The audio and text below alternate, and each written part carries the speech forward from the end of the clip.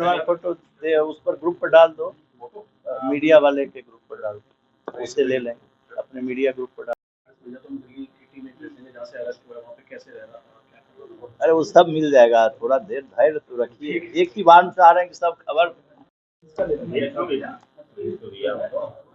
पंकज झा जी ने ब्रेक कर दिया घर वापसी का इसी में कहानी।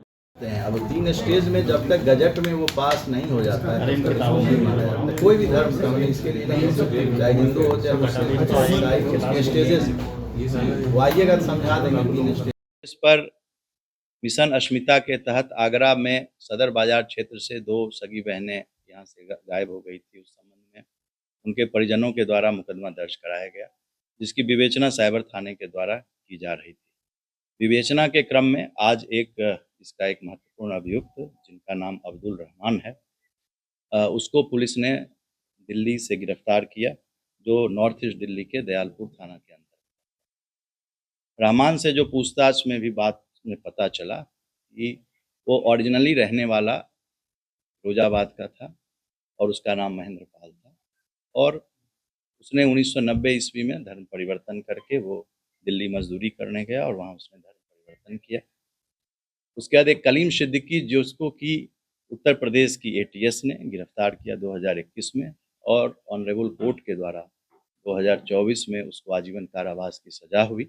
उसका वह बहुत ही अनन्य सहयोगी था, और उसके जेल जाने के बाद उसके इस पूरे चीज़ को, जो उनका यह रैकेट था धर्म परिवर्तन का, उसका संचालन अब्दुल रहमान ही कहते थे, जिसको कि उस संचालन में लोग सामान्य लोकाचार में उसको रहमान चचा नाम से या रहमान अंकल नाम से बुलाते हैं। उसने अपने बेटी की भी शादी एक हिंदू लड़की जो भोपाल की थी उससे किया था, और पुलिस ने जब उसके यहाँ भी हम लोगों ने जब उसको गिरफ्तार किया तो एक और लड़की जो कि हरियाणा की थी उसको भी पुलिस ने वहाँ से उसको भी रेस्क्यू किया।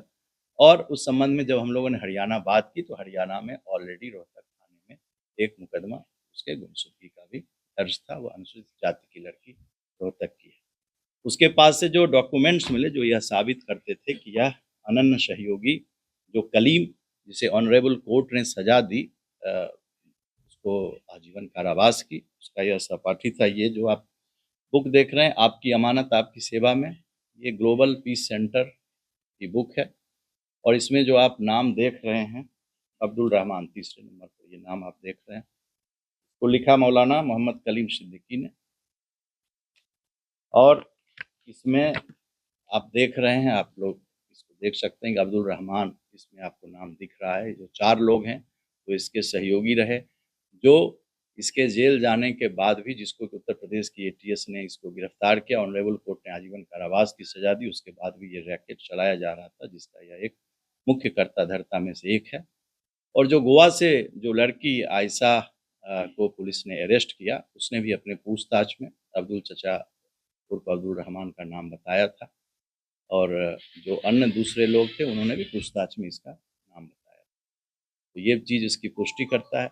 उसके घर से जो डॉक्यूमेंट्स प्राप्त हुए, जो किताबें प्राप्त हुई धर्म परिवर्तन की, उसमें एक ये किताब मिली, दूसरा जो मैंने आपको दिखाया, दूसरा ईश्वर और सृष्टि श्रेष्ठ कौन, तीसरा इस्लाम और बहुजन समाज, चौथा धर्म परिवर्तन कैसे करें, इसके क्या रूल हैं।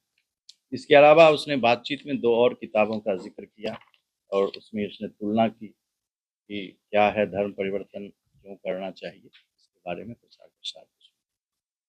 इस तरह से ये एक इम्पॉर्टेंट कैच है हमारा।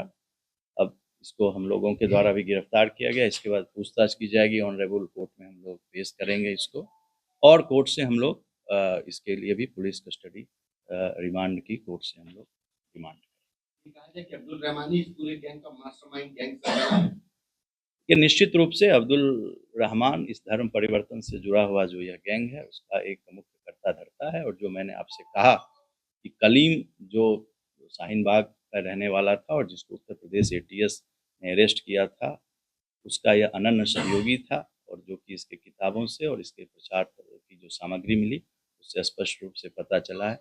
इससे अभी हम लोग सघन पूछताछ करेंगे, उसके बाद और भी चीज़ें जो हैं वो हम बताएंगे।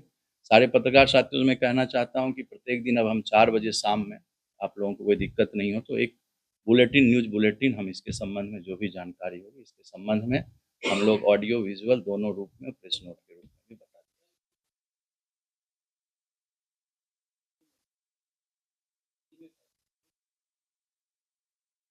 मैंने आपसे बताया कि आयशा जो काम करती थी वो अब्दुल रहमान के लिए करती थी, रहमान चचा के लिए, और रहमान चचा ही ये जगह फैसिलिटेट कराते थे दिल्ली में 90 में।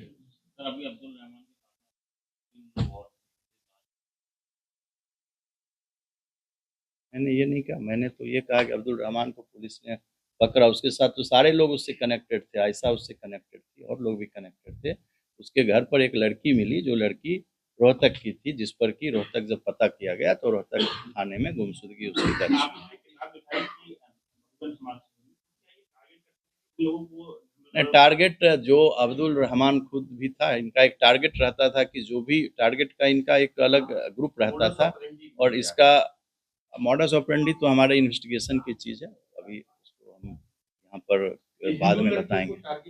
इनका क्लियर था, हिंदू या क्रिश्चियन किसी को भी इनका टारगेट ये रहता था कि धर्म परिवर्तन करके हमें उन लोगों को उम्मत में शामिल करना है, ये इनका एक एजेंडा था। उम्मत होता है कि जो लोग बिलीवर होते हैं, जो लोग इस्लाम को मानते हैं उनको उम्मत कहते हैं। जो लोग भी बिलीवर हैं, जो लोग इस्लाम को मानने वाले हैं, उसकी जितनी ज़्यादा संख्या हो उसमें उनके नंबर्स बढ़ाने की। ये इनकी आइडियोलॉजी है। ये आइडियोलॉजी में है कि क़यामत कब होगी, तो जब ये समय आएगा, तो ये इनकी आइडियोलॉजिकल सोच है, जो कि उसके आधार पर वो धर्म परिवर्तन करते थे। इस तरह की सोच एक डेमोग्राफिक चेंज के लिए इन लोग की एक सोच है, जो कि सोच जो देश की हमारी जो सर्वधर्म समभाव की जो हमारी पॉलिसी है उसके विपरीत है, और भारत की जो कानून है उसके विपरीत। दो चीजें सर, झांगुर बाबा जिस तरह से रेट करता था कि हाई क्लास के 15 और नहीं, झांगुर बाबा से अभी तक इसका कोई संबंध नहीं है। मैंने आपसे कहा कि अभी तो इसको पकड़े ही हैं, तो अभी जब तक पूछताछ नहीं होगी तो मैं इसके संबंध में कुछ नहीं बता सकता। लंदन से कनेक्शन